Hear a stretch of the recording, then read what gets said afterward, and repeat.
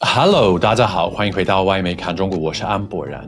Wow, there is so much to update you guys on today. First up, US President Donald Trump and the so-called DOGE office have frozen funding to NED, a group which has engaged in dastardly deeds around the globe since it was launched in 1983. On top of that, he's suggesting cutting the military budget of the US by half in a theoretical deal where China and Russia would do the same. But the Pentagon hasn't passed a financial audit in 7 years, so that might be interesting. And finally, he's also signalled to Taiwan that he wants to bring the chip industry back to the United States, accusing the island of stealing it from the USA. It seems like a lot of positive news for world peace and the global south. But should we be excited, or is a little caution needed? Today, I'll ask my special guest, Einar Tangen, Senior Fellow at the Taihe Institute and Chairman of the Asia Narratives Substack. This is Reports on China. I'm Andy Boreham in Shanghai. Let's get reporting. The National Endowment for Democracy, or the NED, is without a doubt one of the most shady organizations in the United States today, or yesterday, as the case may be. Its critics say that it's been responsible for multiple covert and sometimes overt interference in other countries around the world since it launched in 1983, including regime change, social uprisings, mass propaganda, and even warmongering on behalf of the US government. From Ukraine to Venezuela, Russia to China, and Thailand to Georgia, the NED has pushed for trouble wherever it decides other countries are heading in a direction that Washington, D.C. doesn't like. Well, that seems to be all over, with Trump reported to have frozen funding to the group immediately on February 13, leaving the NED unable to even pay salaries to its operatives around the world. So, Einar Tangen, why is news of NED funds being axed so significant? And is it a bit too early maybe to pop out a bottle of bubbly?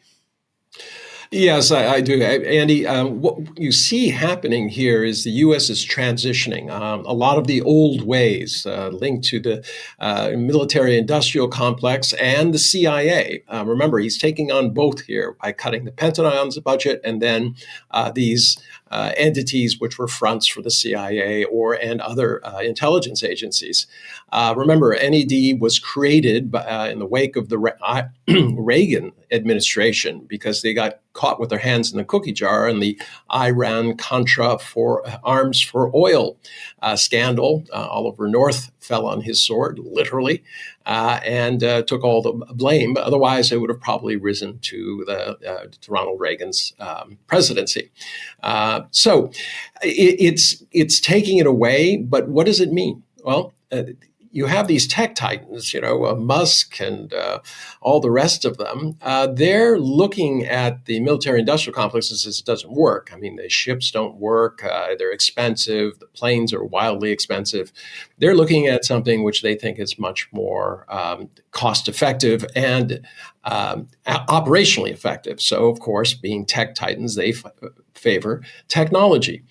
They want something where they can supply a lot of the additional cyber weapons, more in terms of drones, autonomous unmanned vehicles, robots, things like that, and then missile systems that are both defensive and offensive. You'll note that Donald Trump has introduced this idea that the entire America, quite something, is going to be covered by an iron dome, similar to what the Israelis have, the only difference being the size. I don't know how you cover Alaska and Hawaii and Guam and all these places, but that seems to be the direction of the day. Donald Trump is looking for money because he needs it to, quote, create his industrial miracle, a change in America. Congress is not willing to set aside the debt limit to give him an unlimited 2-year window. And so now he's eyeing up the military-industrial complex, which spends about just under $1.5 trillion. Remember, the budget that goes directly for the military is only just under $1 trillion, but there's hundreds of billions of more that go into cyber and disinformation and things like that. So he's eyeing that and saying, well, I can grab this money and we can be more effective. So this idea that somehow Washington's turning a peaceful leaf or is trying to engage people in a positive way isn't the case. It's just simply new tactics that they see as more efficient. Okay, so I guess what you're saying is maybe I should put away that bottle of bubbly for now. And now I want to move on to Trump's idea around cutting US military spending by half in a theoretical plan that he hopes China and Russia will also agree to. Now, at the face of it, this might seem like good news, but one can't help but wonder what the specifics might be. And whether or not the other parties would get a fair deal. It's important to note that the Pentagon hasn't passed its own financial audits in 7 years. So even if the US did agree to cut spending, there'd be no way to really make sure that they really were. And of course, on top of that, US military spending is massive. Like you just said, $1.5 trillion compared to China's $230 billion and Russia's $140 billion. Cutting military spending across all three by half would still be quite advantageous to the US.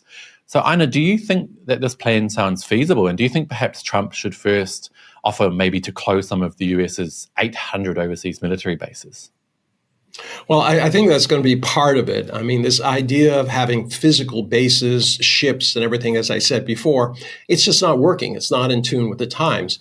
When you have unmanned aerial vehicles that can, basically, they don't need pilots, they don't need downtime, they can be fueled in the air.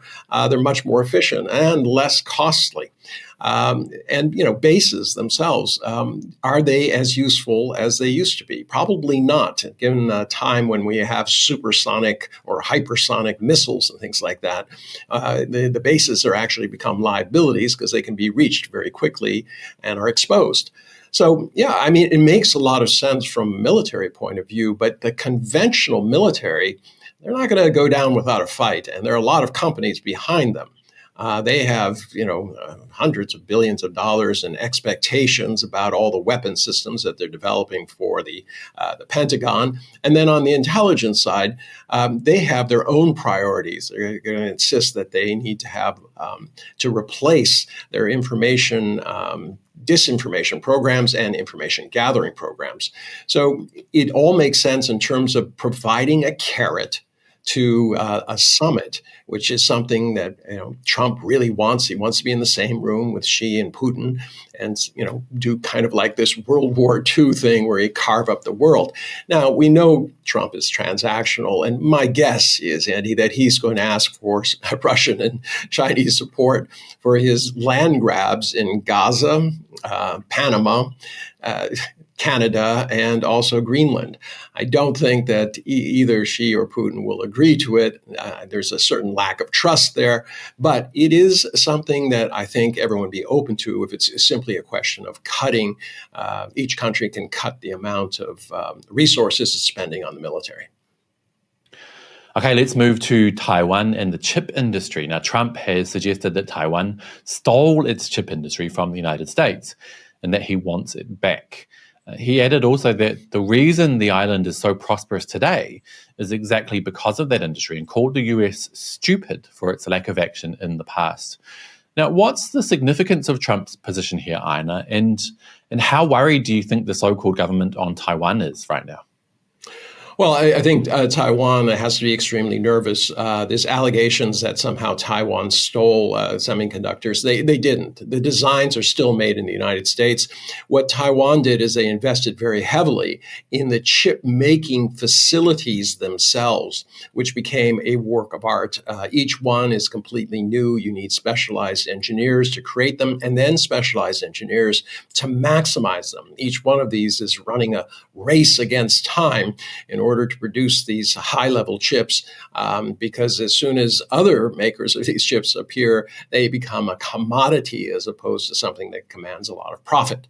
So right now, regardless of whether it's true or not, you see Trump setting up a narrative, which is basically Taiwan's a bad actor. So he can then trade Taiwan to China if he thinks he can get what he wants, which is, of course, Greenland, Gaza, and also perhaps Canada thrown in as a 51st state, and of course, Panama Canal. So these are, in his mind, ways of setting things up so that he has options. He's not committed to any of these. He has no ideological sense of anything. He's just simply thinking, okay, how do I make a deal with these guys? What do they want? Obviously. So he's trying to figure out how he can get what he wants from these things, but it's entirely transactional. What he fails to understand is that these countries actually have a slightly different idea. They believe that their countries are going in a certain direction, and they're not going to just shift it because Donald Trump is offering the deal of the moment. Remember, in 2 years from now, if inflation continues at the pace it was last month at 3%, Donald Trump will lose his majority in the House and the Senate, and he will be severely curtailed. What happens after that, anyone's guess. But 2 years after that, it's goodbye Donald Trump once and for all, either by nature or by the end of his presidency. And, the question is, what happens after that? Does the pendulum swing back the other way? And this is all things that global leaders are aware of, but Donald Trump is very of the moment and very transactional. Well, we are definitely living in interesting times. Einar Tangen, thank you so much for coming on the show today. Thank you very much for having me, Andy. And on that note, that will be it for today, you guys. But as always, I'd love to hear your thoughts. Is freezing of the NED's cash something we can celebrate, or do you think we should be a bit more cautious? Do you think Trump is serious about cutting military spending? And has Taiwan no more chips to play? Do let me know down below, and don't forget to hit like and subscribe if you haven't already. It really does help the channel. I'll see you all next time. Bye-bye.